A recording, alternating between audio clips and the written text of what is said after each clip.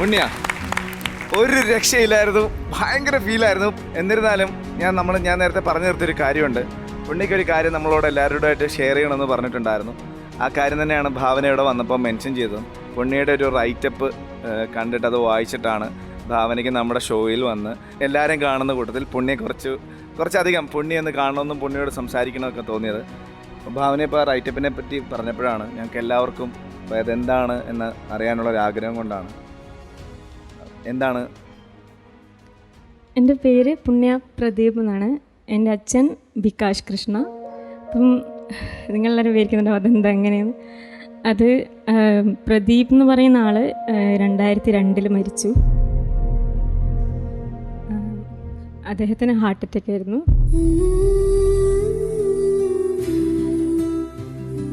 അതിനുശേഷം അച്ഛൻ്റെ വീട്ടിൽ നിന്ന് വളരെ വൃത്തിയായിട്ട് പുറത്താക്കി.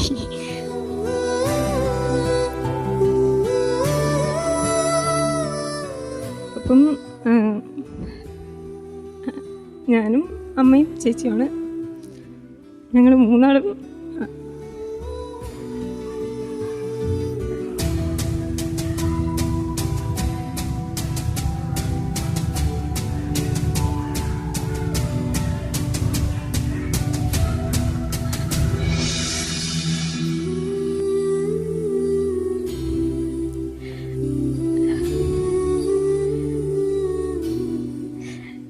മൂന്നാളും അമ്മയുടെ വീട്ടിലേക്ക് പോയി. അപ്പം അമ്മയുടെ വീട്ടിൽ കുറച്ച് കാലം നിന്നപ്പം അവർക്കും നമ്മളൊരു ബാധ്യതയാവാൻ തുടങ്ങി.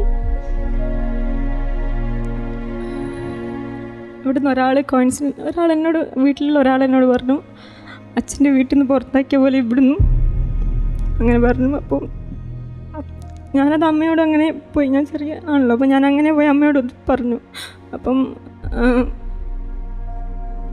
നമുക്ക് ഭയങ്കര ഫീലായി. അപ്പം അമ്മയ്ക്കുള്ള ഞങ്ങൾക്ക് കുറച്ച് സ്വർണ്ണവും എൻ്റെതും ചേച്ചീൻ്റെതും ഒക്കെ വിറ്റിട്ട് ഞങ്ങളൊരു ചെറിയ വീട് വാങ്ങിച്ചു.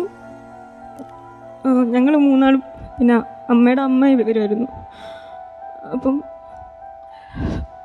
പിന്നെ അമ്മ ജോലിക്ക് പോകാൻ തുടങ്ങി. അമ്മ ജോലിക്ക് പോയി കുറച്ച് കഴിഞ്ഞപ്പോൾ അമ്മ വീണു. അമ്മയ്ക്ക് പിന്നെ ഒരു 2 വർഷത്തോളം നടക്കാൻ പറ്റാണ്ട് അമ്മ കിടപ്പിലായി.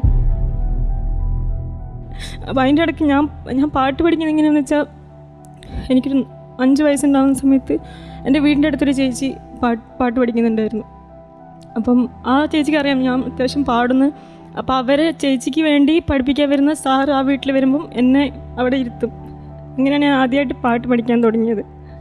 അപ്പം പിന്നെ ആ ചേച്ചി വേറെ സ്ഥലത്ത് പഠിക്കാൻ വേണ്ടി പോയപ്പം അതവിടെ നിന്നു.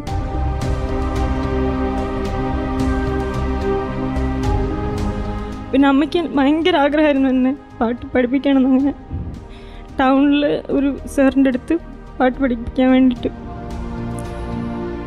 വലിയ സാമ്പത്തികമൊന്നും ഇല്ലായിരുന്നു.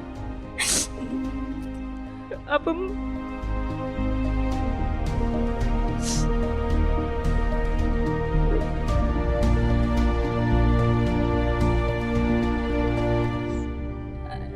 എനിക്ക് പാട്ട് കേൾക്കാനുള്ള ഒന്നുമില്ലായിരുന്നു വീട്ടിൽ.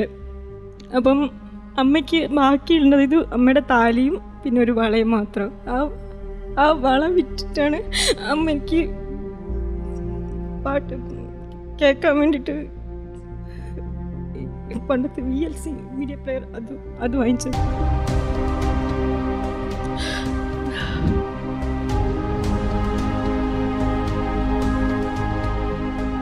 അമ്മയുടെ ഒരു പ്രത്യേകത വെച്ചാൽ അമ്മ ഒന്നിനും ഒരാളെടുത്തും പോയില്ല.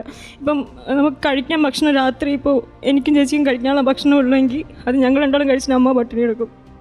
ആരെടുത്തും ഒന്നിനും ഇപ്പോഴും അങ്ങനെ തന്നെയാണ്. അപ്പം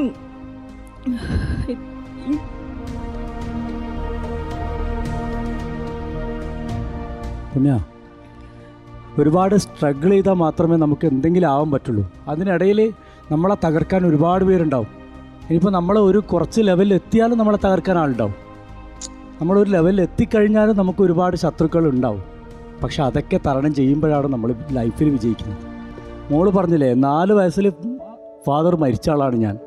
എനിക്കിതുവരെ ഒരു അച്ഛൻ്റെ ഒരു വാപ്പയുടെ ആവശ്യം തോന്നിയിട്ടില്ലെന്നുള്ളതാണ് സത്യം. അത്രയും സ്നേഹത്തോടെ എൻ്റെ ഉമ്മ എന്നെ നോക്കിയത്. എനിക്കൊരു അച്ഛൻ്റെ ആവശ്യമേ തോന്നിയിട്ടില്ല ഇത്രയും കാലമായിട്ട്. എന്തുകൊണ്ടാണെന്ന് വെച്ചാൽ അമ്മ അങ്ങനെയാണ്. അത് നമ്മൾ കണ്ണിൽ കാണുന്ന, ഞാൻ മുമ്പൊരു എപ്പിസോഡിൽ പറഞ്ഞിരുന്നു, കണ്ണിൽ കാണുന്ന പടച്ചവൻ ആരാണ്? അത് മാതാവാണ്. ഈ നമ്മളെ സപ്പോർട്ട് ചെയ്യാൻ നമ്മളെപ്പോഴും വിമർശിക്കുന്നവരോട് പാട്ട് പാടിയിട്ടേ കാണിച്ചു കൊടുക്കണ്ടേ. ഓക്കെ, മോളെ കഴിവ് എന്താണെന്ന് കാണിച്ചു കൊടുക്കുക. അല്ല, എനിക്ക് എടുത്ത് പറയാനുള്ളത്, എനിക്ക് എൻ്റെ അച്ഛൻ വികാസ് കൃഷ്ണ, അച്ഛൻ 2009 അമ്മ രണ്ടാം കല്യാണം കഴിക്കുന്നത്. അതും എൻ്റെയും ചേച്ചീൻ്റെയും ഭയങ്കരമായ നിർബന്ധം കൊണ്ടാണ്. അപ്പം എൻ്റെ അച്ഛൻ തന്നെയാണ്. ഞാൻ ഇത് പറയണ്ടെന്ന് വിചാരിച്ചിരുന്നു, കാരണം എൻ്റെ അച്ഛനെ അങ്ങനെ രണ്ടാമതൊരാളായിട്ട് ആരും കാണുന്നത് എനിക്കിഷ്ടമല്ല. ഇവിടെ ആർക്കും ഈ സംഭവം അറിയില്ല, ഞാൻ ആരോടും പറഞ്ഞിട്ടില്ല, അത് അവരൊക്കെ ഇങ്ങനെ ഇരിക്കുന്നു. എൻ്റെ അച്ഛൻ എൻ്റെ സ്വന്തമാണ്, കാരണം അത്രയും ഇതായിട്ടാണ് എന്നെ ചേച്ചിനെ നോക്കുന്നത്. പുണ്യയുടെ അച്ഛനും പുണ്യയുടെ അമ്മയും പുണ്യയുടെ ചേച്ചി പ്ലീസ്.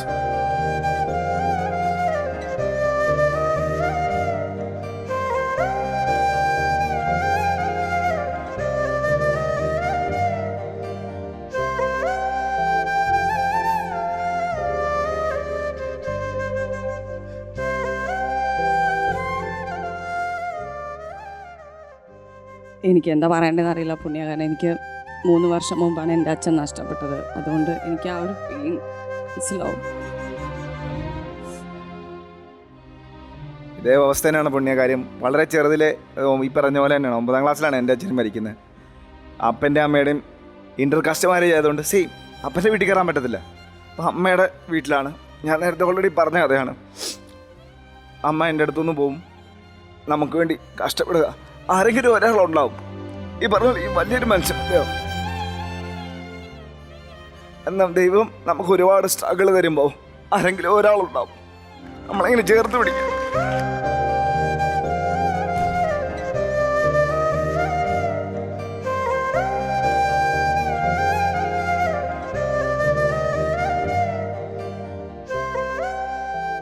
നമുക്ക് എല്ലാവർക്കും ഇങ്ങനത്തെ കുറേ സ്ട്രഗിൾസ് വരും. ബട്ട് നേരത്തെ പറഞ്ഞ പോലെ just move on, overcome, face it and move on. കാരണം നമ്മൾ ജീവിച്ച് കാണിച്ചു കൊടുക്കുക എന്നുള്ളത് വേറെ ഒന്നും ഓപ്ഷനില്ല. So just be strong and try to be happy. സന്തോഷമായിട്ടിരിക്കുക. എല്ലാവർക്കും ഒരു ലൈഫേ ഉള്ളൂ. സോ അത് സ്ട്രഗിൾസ് എല്ലാം ഓവർകം ചെയ്ത് നന്നായി സന്തോഷമായിട്ട് ജീവിക്കുക.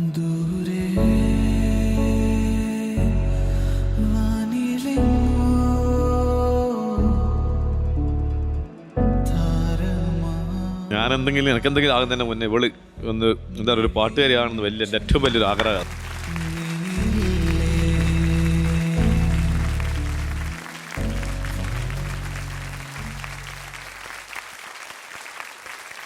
തീർച്ചയായിട്ടും അച്ഛനും അമ്മയും അത് കാണുക തന്നെ ചെയ്യും. ഷീസ് ഭയങ്കര ബ്ലെസ്ഡ് സിംഗറാണ്. ഞങ്ങളുടെ മുത്താണ് ഇവിടുത്തെ, ഞങ്ങളുടെ പുണ്യമാണ് തന്നെ പറയാം. അച്ഛൻ എന്തൊക്കെ വിധത്തിലാണ് മോളെ എല്ലാ ഷോസിനും കൊണ്ടുപോകണയൊക്കെ എൻകറേജ് ചെയ്യണയൊക്കെ അച്ഛനാണ്? ഞാൻ ശരിക്കും ശരിക്കും പഠിക്കാൻ തുടങ്ങിയത് അച്ഛൻ വന്നതിന് ശേഷമാണ്. അച്ഛനാണ് എല്ലായിടത്തും കൊണ്ടുപോകും, പരിപാടിക്കും എല്ലാത്തിനും അച്ഛൻ തന്നെയാണ്. അതിനു മുമ്പ് എനിക്കങ്ങനെ ആരും ഇല്ലായിരുന്നു കൊണ്ടുപോകാനും. അമ്മയ്ക്ക് പറ്റുന്ന പോലെ മാക്സിമം അമ്മ ചെയ്തിരുന്നു. അച്ഛനുള്ളത് കൊണ്ട് മാത്രം എനിക്ക് ഇവിടെ വരാൻ പറ്റിയത്.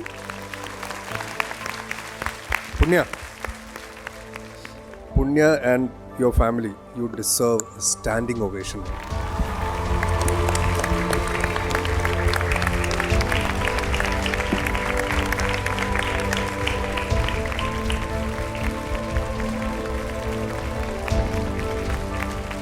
ആദ്യം ദൈവത്തിനോട് നന്ദി പറയുന്നു, പിന്നെ ഇവിടെ ഇരിക്കുന്ന എല്ലാവരോടും, പിന്നെ സർഗോ സാറോട് പ്രത്യേകം നന്ദി പറയുന്നു. ഇവിടെ നിന്നിങ്ങനെ കരയുന്നത് എനിക്ക് ഇഷ്ടമല്ല. പിന്നെ എന്താ ഒരുപാട് കഷ്ടപ്പെട്ടെന്ന് പറഞ്ഞാൽ ഒരുപാട് കഷ്ടപ്പെട്ടിട്ട് വന്നാണ് ഇതും ഇവിടം വരെ എത്തി. അത് വലിയൊരു ഭാഗ്യം, ഒരിക്കലും പ്രതീക്ഷിച്ചില്ല. സാറോട് ഒരുപാട് നന്ദിയുണ്ട് ഇവിടെ ഇങ്ങനെ പിന്നെ വന്നതിൽ. ഒരുപാട് സക്സസ് ഉണ്ടാവട്ടെ പുണ്യ. Wish you A very very very successful career in life. അപ്പം നമുക്ക് പുണ്യയുടെ പെർഫോമൻസിലേക്ക് പോവാം. അഷിമ, ഭയങ്കര സന്തോഷമായി പാട്ട് കേട്ടിട്ട്. എന്താ പറയുക, ബാക്കി ശരിക്കാനോടേക്ക്. അല്ല, നമ്മുടെ പിള്ളേർക്ക് ഇപ്പം പുണ്യ പറഞ്ഞു നമ്മുടെ പിള്ളേർക്ക് അറിയത്തില്ലായിരുന്നു എന്ന് പറഞ്ഞു പുണ്യയുടെ ഇങ്ങനൊരു കഥയുള്ളത്. ആഷിക്ക് അറിയാമായിരുന്നു? അറിയില്ലായിരുന്നു. എല്ലാവർക്കും ഉണ്ടാവും ഈ പറഞ്ഞ പോലെ എന്തെങ്കിലുമൊക്കെ സ്ട്രഗിൾ ഉണ്ടാവും. എനിക്കുണ്ട്. എല്ലാവരുടെ മുന്നിലും പറയാൻ ആരും ആഗ്രഹിക്കില്ല, അതുപോലെ തന്നെ ഞാനും ആഗ്രഹിക്കുന്നില്ല. പക്ഷെ എന്നാലും ഞാനും എൻ്റെ അമ്മയും ഒരുപാട് സ്ട്രഗിൾ ചെയ്തിട്ടുണ്ട്. പറഞ്ഞ പോലെ എൻ്റെ ഓർമ്മയിൽ പപ്പ അഷിമ മനോജ് എന്നുള്ള ഒരു പേരിൽ മനോജുണ്ട്. അല്ലാണ്ട് ഒരിക്കലും ഞാനൊന്ന് ഓക്കെ ആയതിന് ശേഷം, അതായത് എനിക്ക് ഓക്കെ ഇതാണ് ലൈഫ് എന്നുള്ളത് മനസ്സിലായതിന് ശേഷം എനിക്ക് ഇതുവരെ എൻ്റെ കൂടെ പപ്പ ഉണ്ടായിട്ടില്ല. എന്തൊക്കെയോ ഇഷ്യൂസാണ്. പക്ഷെ അന്നും ഇന്നും എൻ്റെ കൂടെ സ്ട്രോങ് ആയിട്ട് നിന്നിട്ടുള്ളത് എൻ്റെ അമ്മയാണ്. എനിക്ക് അമ്മ തന്നെ മതി. അത് എൻ്റെ അടുത്ത് പലരും ചോദിച്ചിട്ടുണ്ട്, നിങ്ങൾക്ക് രണ്ടുപേർക്കും ഐ മീൻ അഷിമയ്ക്ക് നിങ്ങളെ എന്താ പറയുക അമ്മേനെയും പപ്പേനെയും സംസാരിച്ച് എന്താണെന്നുള്ളത്. പക്ഷേ എൻ്റെ കൂടെ നിന്നിട്ടുള്ളത് എൻ്റെ അമ്മയാണ്, എൻ്റെ ഫാമിലി, എൻ്റെ അമ്മയുടെ ഫാമിലിയാണ്. എനിക്കത് മതി. എൻ്റെ അമ്മ എൻ്റെ കൂടെ ഉണ്ട്, എൻ്റെ സ്ട്രോങ് ആയിട്ടുണ്ട്, എൻ്റെ ഫ്രണ്ടായിട്ടുണ്ട്. എനിക്ക് അമ്മ മതി. അതുപോലെ പുണ്യയ്ക്ക് പുണ്യയുടെ നല്ലൊരു ഫാമിലി ഉണ്ട്. പാസ്റ്റ് എന്തോ ആയിക്കോട്ടെ, ഇപ്പോൾ പ്രസൻറ്റിൽ അവൾ ഹാപ്പിയാണ്. അപ്പോൾ ആ ഒരു ഹാപ്പിനെസ് പോരെ. എനിക്ക് ഭയങ്കര ഇഷ്ടമായി. And I love you so much.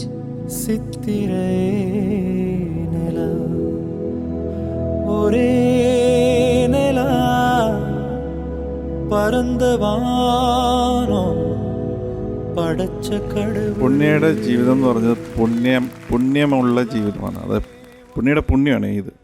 ഇത്രയും നല്ലൊരു ഫാമിലിയുടെ കിട്ടി. You are happy now, right? ഈ വേദി ഒരു സാധാരണ വേദിയല്ല, മറ്റേതൊരു വേദിയെ പോലെയൊന്നല്ല. ഇത് നമ്മുടെ ഒരു പലരുടെയും ഡ്രീമാണ്.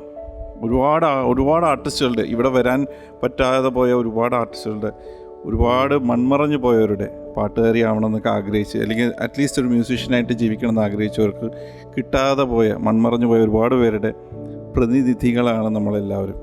നമ്മൾക്ക് കിട്ടിയിരിക്കുന്ന ഈ ഒരു വേദി, അതുതന്നെയാണ് നമുക്ക് കിട്ടിയ ഏറ്റവും വലിയ പുണ്യമായിട്ട് കരുതുന്നത്. സോ ഇവിടെ പുണ്യയുടെ കൂടെ ഞങ്ങളെല്ലാവരും ഉണ്ട്, ഒരു ഫാമിലിയായിട്ട്. ജീവിതകാലം മുഴുവൻ എല്ലാവരും ഉണ്ടാവും.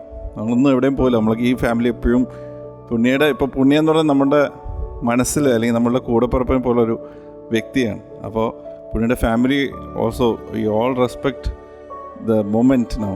അപ്പോൾ ബി ഹാപ്പി ഓൾവേസ്. ഓക്കെ, ഈ പാട്ട് തന്നെ ഇപ്പോൾ പറഞ്ഞാൽ ഇപ്പോൾ ലൈവ് പാടാൻ വളരെ ബുദ്ധിമുട്ടായിട്ടുള്ള പാട്ടാണ്. കേൾക്കുമ്പോൾ വളരെ സിമ്പിളായിട്ട് തോന്നുമെങ്കിലും ആ composition is so brilliant composition. അതിലൊരുപാട് ന്യൂആൻസസ് ഉണ്ട്. അത് ഒരു ലൈവിൽ ഇങ്ങനെ ഒരു ആംബിയൻസിൽ പാടി ഫലിപ്പിക്കുക എന്ന് പറഞ്ഞാൽ തന്നെ വലിയൊരു കാര്യമാണ് നമ്മളെ. അപ്പം പുണ്യ ഇതിനു മുമ്പ് പല പാട്ടുകളും പാടിയിട്ടുണ്ട്. ഫുൾ ത്രോട്ടിൽ ഫുൾ എനർജി കൊടുത്ത് പാടുന്ന പാട്ടുകളെല്ലാം അത്ഭുതപ്പെടുത്തിയിട്ടുണ്ട്. ഇപ്പോൾ ഈ പാട്ട് എങ്ങനെ പാടുന്നു ഇങ്ങനെ എനിക്കൊരു ആശങ്കയുണ്ടായിരുന്നു. പക്ഷേ Punya you are given the maximum out of you. Okay, എനിക്കത് പറയാതിരിക്കാൻ തോന്നത്തില്ല. അത്രയും ട്രാവലിംഗ് ഉണ്ടായിരുന്നു ആ ഒരു പാട്ട് ഇവിടെ അവതരിപ്പിച്ച രീതിയിൽ. പിന്നെ ചിലത് മിസ്സിങ് ആയി. എനിക്ക് പറയാനുള്ളത്, ഇത് എൻ്റെ സ്റ്റുഡിയോയിലാണ് റെക്കോർഡ് ചെയ്തിരുന്നെങ്കിൽ പുണ്യക്ക് ഒരു റീടേക്ക് ഒന്ന് എടുക്കുകയാണെങ്കിൽ, Punya you are going to be the best singer for this song.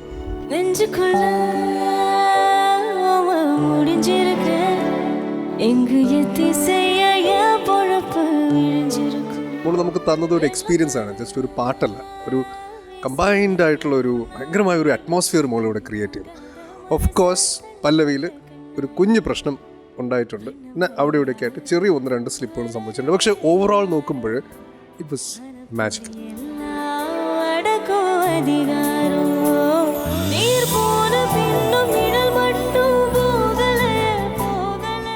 ഭാവന വന്ന് ഇവിടെ ശരിക്കും അവൾക്ക് കൂട്ട് നിന്ന ഒരു ചേച്ചിയെ പോലെ ഈ പാട്ട് പാടിച്ച് അവളുടെ ഉള്ളിലത്തെ ആ സങ്കടമൊക്കെ വെളിക്കൊണ്ടുവന്നതിന് ആദ്യം തന്നെ അത് she was able to open out. No, അതെന്തൊരു ഭയങ്കര മൊമെൻ്റ് ആയിരുന്നു. ഞാൻ ഒരു കാര്യം പറയാം, എനിക്ക് 2 വയസ്സിൽ അച്ഛൻ മരിച്ച ആളാണ്. അപ്പോൾ പക്ഷേ എൻ്റെ അമ്മ എന്തോ ഒരു ഭാഗ്യം കൊണ്ട് അമ്മയുടെ സിസ്റ്റേഴ്സ് എല്ലാവരും ഞങ്ങൾ അങ്ങനെ കഷ്ടപ്പാടൊന്നും ഇല്ലാത്ത ഫാമിലി ആയിരുന്നു. അപ്പോൾ അതുകൊണ്ട് എല്ലാവരും കൂടെ ചേർന്ന്, ഞാൻ എൻ്റെ ബ്രദേഴ്സ്, കുറേ കസിൻസ് ഉണ്ട്, എൻ്റെ കസിൻസ് അതൊക്കെ, അതുകൊണ്ട് എനിക്ക് സ്വന്തം ബ്രദേഴ്സും സിസ്റ്റേഴ്സും എല്ലാവരും കൂടെ ചേർന്ന് അങ്ങനെ വളർന്നു. അതിപ്പോൾ ഈ പറഞ്ഞ പോലെ, ഇക്ക പറഞ്ഞ പോലെ, ഷെരീഫ് സാർ പറഞ്ഞ പോലെ, അമ്മ എന്നൊരു വ്യക്തിയാണ് എനിക്ക് എൻ്റെ ജീവിതത്തിലെല്ലാം. മോളുടെ പുണ്യം എന്ന് പറഞ്ഞാൽ ഡെഫിനറ്റ്ലി പേരൻസ് ആണ്. എസ്പെഷ്യലി എടുത്തു പറയേണ്ടത് അദ്ദേഹമാണ്. മോളുടെ പുണ്യങ്ങൾ ഉറപ്പായിട്ടും എൻ്റെ ഭാഗ്യമാണ്. അപ്പൊ ഇനി മോൾ അത് ചെറിഷ് ചെയ്യുക. Just cherish your life. അപ്പൊ പുണ്യയുടെ ഈ പെർഫോമൻസിന്റെ ടോട്ടൽ മാർക്സ് എത്രയും നോക്കാം. പുണ്യയുടെ ടോട്ടൽ മാർക്സ് ഔട്ട് ഓഫ് 100.